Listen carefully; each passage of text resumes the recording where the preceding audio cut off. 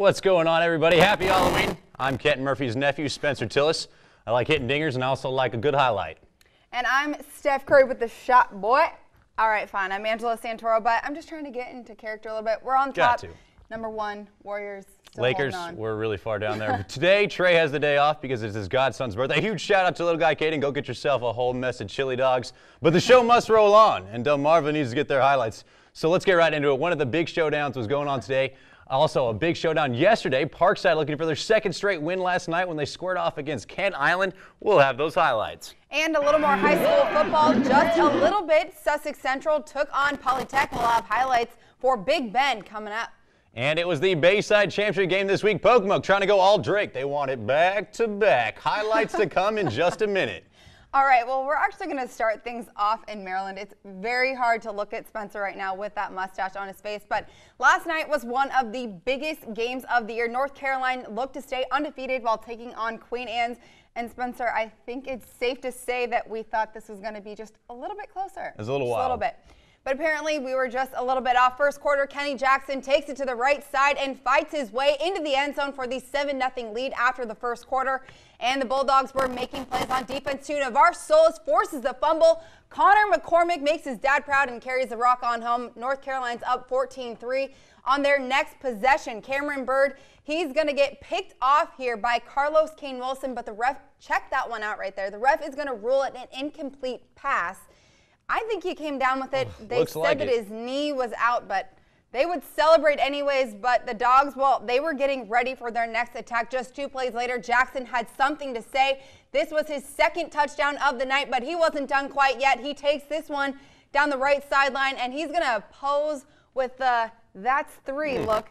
Maybe the Steph Curry pose there. I know. Well, North Carolina would take a 28-3 lead at half. Queen Anne's, though, their first touchdown of the game came from the one and only Ahmad Gray, but this North Carolina team was just too good last night. Bird goes deep to Anton Black.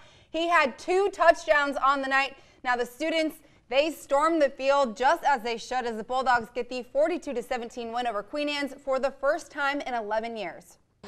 You pinch me later and wake me up, but it feels pretty good right now. Hey, kids are working hard. They're doing great things, and I'm just along for the ride, and it feels good. I've got to be honest that this one looked like it was going to be a good game from the start. The first quarter was only 7-0, but then there was that big defensive play in the backfield from Connor McCormick, and then that interception call. I'm telling you, it was like the life was sucked out of Queen Anne's after seeing that. It would have been a 14-3 ball game had that interception stood. Queen Anne's would have gotten the ball back. But putting all of that aside, I have to, because this North Carolina team is absolutely incredible. They hit hard on defense. Trey Boyce, he is an absolute animal out there. He has so many different weapons. This whole team does. David Bailey and Kenny Jackson, that would be enough. But Anton Black also had a couple of touchdowns. So they are absolutely disciplined. Coach McCormick, kudos to you because you have done a phenomenal job with this team. But what a team absolutely. out I mean, there. a lot of talk was talking about Bailey coming in because he had such a great season. People almost forget. It was Jackson that was second team All-State last year at running back. And then also, you know, their junior is pretty good as well. I mean, the team is stacked. They've answered every question so far. But the big one now is what will happen, you know, when playoffs come around? Can they keep this going? It looks like they could have a run in them, though. I mean, anytime you can run the ball and play defense like that. Well, over in Delaware, Sussex Tech was looking for their second straight win last night when they were back in action when they welcomed Dover into town. And the Ravens looking tough early on in this thing. Pat Griffin gets the handoff, and he's going to go ahead and find pay dirt from 3 yards out. That helped Tech to a 2-score lead going into the locker room. Second half now, and here come the Senators. Jerry Warren Jr. gets it, and he will also find the end zone. The 3-yard score got his team back in this thing, but the Ravens still had 1 run left in them. Griffin, one more time. Check him out, running with a couple defenders on him, able to carry them all the way in for the score. And then it would be his back running mate right here, Tatum Williams. He's going to take it in from 16 yards out. He had 3 of those on the night. Tech goes on to get the win, 42-27 the final. And I tell you what, Tech continues to impress me, and clearly they are the second best team behind Smyrna and Hennepin right now. The thing is, though, they've done good to this point, but there's still a little bit of meat left on that schedule. I mean, they're 7-1 right now, or they're 6-2, I should say. But the fact is, they still have a very tough game coming up. They're going to be playing the Sallies.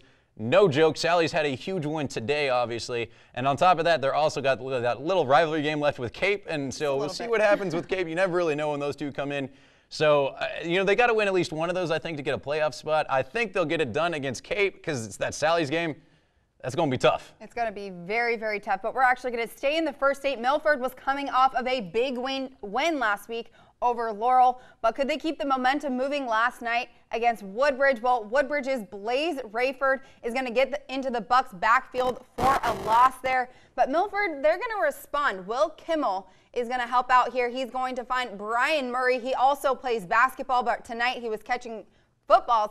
A 39-yard touchdown. Milford's defense would be back on the field. Now, it would be a screen pass would be snuffed out by David Bowen. Now, Bowen, he was doing things on both sides of the field. That was on defense, but this next one, he's going to be on offense. It's going to be in the Wildcat formation. Woodbridge's Amari Cannon is going to stiff that one out. But Woodbridge would get the win in a defensive battle out there, 17-14. That was a big one. Well, Parkside looking to take on Kent Island last night, going for their second straight win. Opening drive for the Bucks. They march right down the field and cap it off with this short touchdown run by Mikey Quinn, who just about runs me over, and it looked like they were going to go ahead and another one. And then a huge hit right here knocks the ball loose. Trajan Branch, the heads-up play, falling on it for the Rams, and we're headed the other way. Kent Island would get the ball back and come right back to do this. Luke Formert with a beautiful pass and an even better catch. Are you kidding me? Sean Mooney, that may very well be the catch of the year.